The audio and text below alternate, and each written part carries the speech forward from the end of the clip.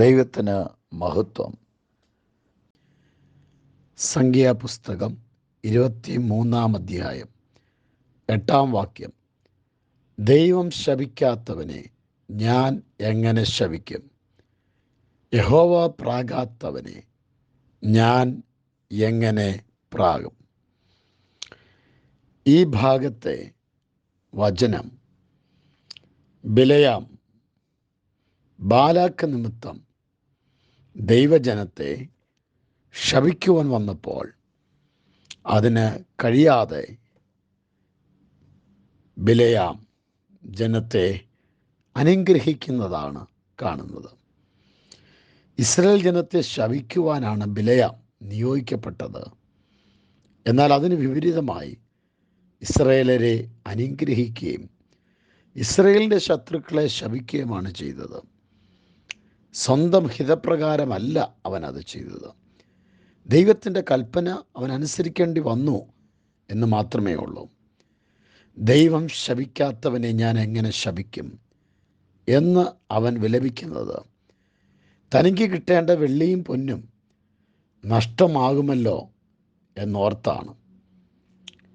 എവിടെ വെച്ചെങ്കിലും ദൈവം തൻ്റെ മനസ്സ് വ്യത്യാസപ്പെടുത്തി ഇസ്രായേലിനെ ശപിക്കുവാൻ അനുവദിക്കുമെന്നുള്ള ചിന്തയിൽ ബിലെയാം 3 വ്യത്യസ്ത സ്ഥലങ്ങളിൽ ബാലാക്കിനെ അനുഗമിച്ചു. പക്ഷെ സ്വന്തം ഇംഗിതത്തിന് വിരുദ്ധമായി ഇസ്രായേലിനെ അനുഗ്രഹിക്കുന്ന വാക്കുകളും അവരുടെ വിജയത്തെക്കുറിച്ചുള്ള പ്രവചനങ്ങളുമാണ് ബിലെയാം പ്രസ്താവിച്ചത്.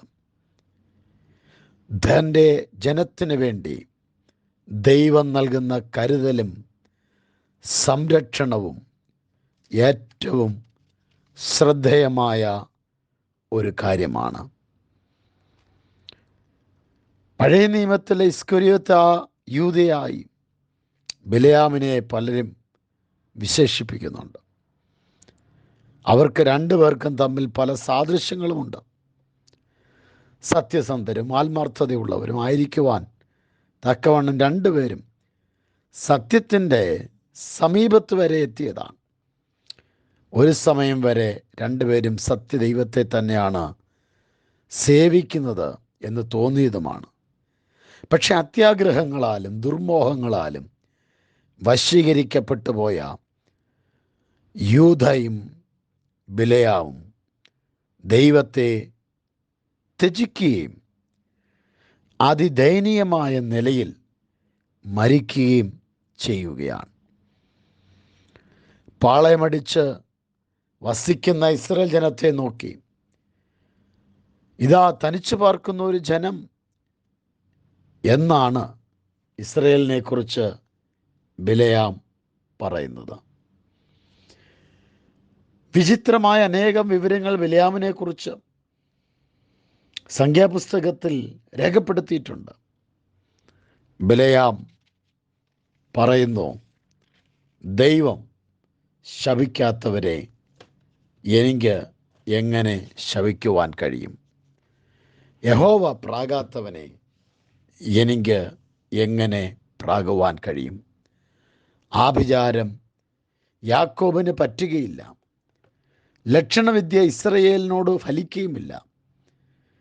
ഇപ്പോൾ യാക്കോബിനെക്കുറിച്ച് ഇസ്രായേലിനെക്കുറിച്ച് ദൈവം എന്തെല്ലാം പ്രവർത്തിക്കുവാൻ പോകുന്നു എന്ന് മാത്രമേ എനിക്ക് പറയുവാൻ കഴിയുകയുള്ളൂ. ജീവിതയാത്രയിൽ ശാപവാക്കുകളും അപമാന നിന്ദാവാക്കുകളും അപവാദ പരിഹാസവാക്കുകളും താഴ്ത്തിക്കെട്ടലുകളും പ്രാക്കുകളും പറയുന്ന ആളുകൾ ധാരാളം ഉണ്ടായേക്കാം. അസൂയോടെ പെരുമാറുന്നവർ ധാരാളം ഉണ്ടായേക്കാം. പ്രതീക്ഷയ്ക്ക് വിരോധമായി ആളുകൾ നമുക്ക് എതിരായി നിന്നു എന്നും വന്നേക്കാം. പക്ഷേ ദൈവ വചനം പറയുന്നു, ദൈവം ശപിക്കുന്നില്ലെങ്കിൽ, ദൈവം നമ്മെ കൈവിടുന്നില്ലെങ്കിൽ മറ്റേ ആർക്കും ഒന്നും നമ്മെ ചെയ്യുവാൻ കഴിയുകയില്ല. ദൈവമാണ് നമ്മെ അനുഗ്രഹിച്ചിരിക്കുന്നതെങ്കിൽ ആ അനുഗ്രഹത്തിന് വിരോധമായുള്ള സകല മനുഷ്യൻ്റെ ശാപവാക്കുകളെയും അസൂയയുടെ സംഭാഷണങ്ങളെയും എല്ലാ കുശാഗ്ര ബുദ്ധികളുടെ ഉറവിടങ്ങളെയും ദൈവം ശാസിച്ച് നിന്ദകളെ മാന്യതകളായി, താഴ്ചകളെ ഉയർച്ചകളായി, ശാപങ്ങളെ അനുഗ്രഹങ്ങളായി ദൈവം മാറ്റുന്നു. God bless you. കർത്താവേ, ഇന്നത്തെ ദിവസം ഞങ്ങളെ അനുഗ്രഹിക്കുവാൻ നിർണയിച്ചിരിക്കുന്ന അവിടുത്തെ നിർണയത്തിനായി സ്തോത്രം. ജനത്തെ അനുഗ്രഹിക്കണമേ, യേശുവിൻ നാമത്തിൽ തന്നെ. ആമേൻ.